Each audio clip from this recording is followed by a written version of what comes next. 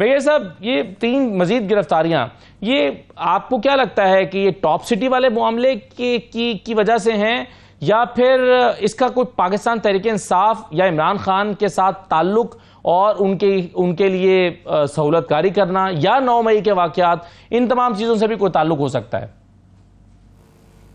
लेकिन top city वाला case बहुत डिफरेंट, वो बिल्कुल एक अपोजिट केस, डिफरेंट केस था। और ये जो केस है आफ्टर रिटायरमेंट, ये जो स्पेशली आईएसपीआर ने जिक्र किया है कि इसमें उनकी जो गैर जिम्मेदाराना एक्टिविटीज थी और फौज के क़वायद ज़वाब्त के मुतालिक किसी और इशूज के ऊपर वो मिलते थे, सहूलतकारी कर रहे थे, ये एक बहुत बड़ा सीरियस बात है। इसलिए है कि देखिए, आप एक सेंसिटिव अपार्टमेंट में रह चुके हैं, उसके बाद आप बहुत सीनियर ऑफिसर हैं, तो जाहिर है कि जब आप रिटायर होते हैं 2 साल वैसे ही बैन, तो क्या पोलिटिकल एक्टिविटी में कोई हिस्सा नहीं लेते हैं। और फिर अगर आप सहूलतकारी और उनसे ज़्यादा उनको इन्फॉर्मेशन दे रहे हैं, उनसे गाइडेंस दे रहे हैं, पार्टी को कह रहे हैं, and you know the inner side of military story because you been DGI for quite some time and very active, and then you had lot of information which is not to be diverged to anyone. सबसे बड़ी असल बात ये है। तो मैं उस context में बात कर रहा हूँ कि ये ज्यादा इस कॉन्टेक्स्ट के अंदर, अभी आपने 3 अफसर और जो इन्वॉल्व तो चकवाल के थे, इनके इलाके के लोग हैं, वो सहूलतकारी और पैगाम रसानी कर रहे थे, अ ग्रुप ऑफ रिटायर्ड अफसर। और हो सकता है कि और भी इनकी इंक्वायरी के बाद, इंफॉर्मेशन के इन्वेस्टिगेशन के बाद और लोगों के नाम भी आ जाए। तो that is what it is. ये और इसमें फौज ने तहैया किया जी कि आप इस मामले में they will take it to logical conclusion, मंत्र के अंजाम तक लेके जाएंगे जो भी इन्वॉल्व है। इसलिए इट इज वेरी सीरियस। फौज को इसमें बदनामी की बात थी, फौज के खिलाफ हो सकता है कि कोई एक खिचड़ी पक रही हो, that is also very serious. ये ऐसे कभी भी नहीं होता, इससे हैरानी है कैसे कैसे हुआ। और उसके बाद जब भी अब सीनियर ऑफिसर को रिटायर इस सेंसिटिव अपॉइंटमेंट के होते हैं, तो उनकी भी अपनी एक सर्विलेंस का प्रोसीजर उनको किया जाता है, ताकि वो कोई गलत लोग जो मिल रहे, कोई ऐसी इंफॉर्मेशन डाइवर्ज नहीं कर रहे हैं, ऑडियो वीडियो डॉक्यूमेंट एविडेंस आ जाती है। और जब तक ये सॉलिड इंफॉर्मेशन हो, प्रोसिक्यूशन एविडेंस अवेलेबल ना हो, जिसके खिलाफ कार्रवाई हो सकती है, कभी भी ऐसे अरेस्ट वगैरह नहीं होते। So we should be very clear what was happening, how it is doing और what is likely to happen. That is very clear. साहब, यही सवाल का जवाब मैं आपसे जानना चाहूंगा, आपकी राय क्या है कि ये खालिस्तान हाउसिंग सोसाइटी है? क्योंकि अब तो इसको बहुत सारी और चीज़ों के साथ, तहरीक इंसाफ, 9 मई, इमरान खान, इन चीज़ों के साथ मिलाकर देखा जा रहा है। आपके ख्याल में क्यों है ऐसा? नहीं, बड़ा क्लियर है। सेकंड फेज जो उन्होंने आईएसपीआर ने स्टेटमेंट निकाली है, रिलीज, उसमें उनकी पॉलिटिकल डिफरेंट एक्टिविटीज हैं जो अनवारंटेड है, नॉट अलाउड है आफ्टर रिटायरमेंट। जिस तरीके से ऑफिसर्स को बिहेव करना चाहिए, कंडक्ट बिकमिंग, बड़ी क्लियर उन्होंने बात की है। They have not nominated any political party, ना उन्होंने अभी भी कोई पॉलिटिकल पार्टी का नाम नहीं लिया। हारिस नवाज साहब, एक तो अब जो पीटीआई का मौक़िफ़ मुसलसल रहा है वो ये रहा है कि हमारे खिलाफ ये हुआ, क्योंकि उसके बाद हमारे खिलाफ क्रैकडाउन शुरू हो गया। अब इसके लिए वो डिमांड ये करते हैं कि जुडिशल कमीशन बनना चाहिए या इसकी जुडिशल इंक्वायरी होनी चाहिए। आपके ख्याल में ये डिमांड अनफेयर है?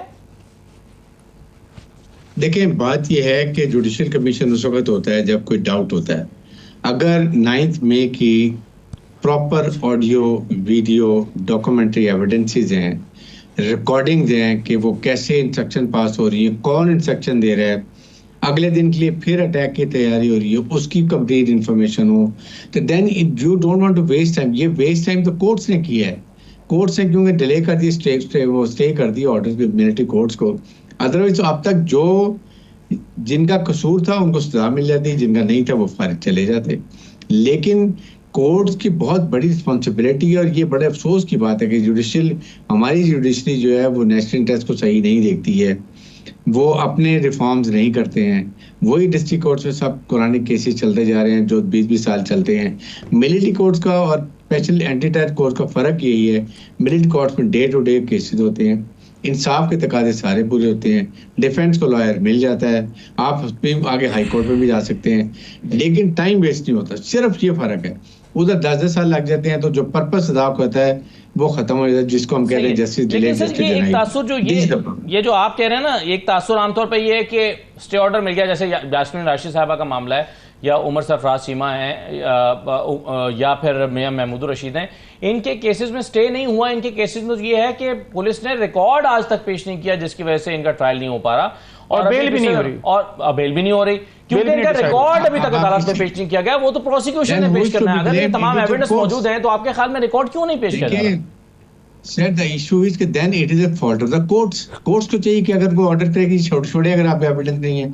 यही तो मैं कहता हूँ कि हमारी जुडिशरी जो है they have to very independent, they have to very fair होना चाहिए। जिसके भी हैं अगर नहीं है तो वो छोड़ दें। ये कोर्ट का काम है। मिलिट्री एस्टैब्लिशमेंट कहाँ से आ जाती है? ये गवर्नमेंट है या कोर्ट्स है? फौज इज गॉट नथिंग टू, फौज तो कहती है हाँ हमें आप ट्रायल के लिए जो केसेस हैं वो हमें दें, हम चलाना चाहते हैं, कोर्ट ने स्टे किए हुए। अगर एविडेंस नहीं आ रही 1 साल से तो what the courts are doing, court की रिस्पांसिबिलिटी है ना। यही तो मैं बात करता हूँ कि हमारे कोर्ट्स को चाहिए, चीफ जस्टिस पाकिस्तान को, जो नेशनल प्लान डिसाइड हुआ था कि ये एक जुडिशियल रिफॉर्म्स होंगी, जुडिशियल रिफॉर्म्स किधर गई हैं, क्यों नहीं है? हर बात में आपने स्टे कर 2700 बिलियन रुपीस के एफबीआर के केसेस थे इनकम टैक्स, सेल टैक्स के कोर्ट्स के अंदर। Who is responsible? ये पैसा किसके? हुकूमत पाकिस्तान को पहचान है। हम भूखे मर रहे हैं। हम $1 बिलियन के लिए 300 अरब रुपए की मिन्नतें कर रहे हैं वर्ल्ड बैंक की, हमारे एफबीआर में इतना पैसा चोरी हो रहा है। आप डेवलपमेंट फंड के लिए 1500 अरब दे रहे हैं, आप 2700 अरब रुपए के केसेस स्टे हुए हैं। तो वो ये हुकूमत बैठ के जुडिशरी से बात करे, कहीं अंडरस्टैंडिंग डेवलप करें and then sort out these things. That's what I say. इसमें अननेसेसरी ट्रोलिंग है, सोशल मीडिया, फौज अपना काम कर रही है। हाँ, जहाँ फौज की मामले में इंटरफेरेंस होगी, नेशनल सिक्योरिटी का इशू होगा, फौज में अगर कोई बेज़ाब्ती होगी उसके खिलाफ उकसाया जाएगा। नो टॉलरेंस, जीरो टॉलरेंस, और वो मंदे की दाव पर जाएगा। That is army doing. आप सिविल इदारों की अपने इन हाउस अकाउंटेबिलिटी करनी चाहिए, अपना वहां भी सेल्फ अकाउंटेबिलिटी करें, देखें उनमें क्या हो रहा है, उनके डिपार्टमेंट में क्या हो रहा है। ये एक हुकूमत का काम है, अवाम ने हुकूमत इसीलिए दी है आपको कि आप ये सारी चीज़ों को स्टॉक लें और करें काम को, बजाय कि ये नहीं कि आप आराम से ना डिलीवर भी ना करें और हुकूमत भी करें, डिलीवर करें, अवाम को खुश करें। अवाम खुद ब खुद बाकी पोलिटिकल पार्टी से दूर हो जाएंगे अगर उनको रिलीज देंगे। 50 बिलियन की आप देने वाले ये बिजली को, इससे क्या फर्क पड़ेगा?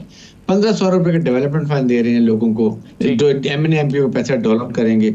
ये चीजें ठीक करें तो मेरे ख्याल में अवाम खुश हो जाएगी, तो ना फेक न्यूज होगी, ना डिजिटल टेररिज्म होगी, सब चीजें ठीक हो जाएंगी। ये हमें करने की जरूरत।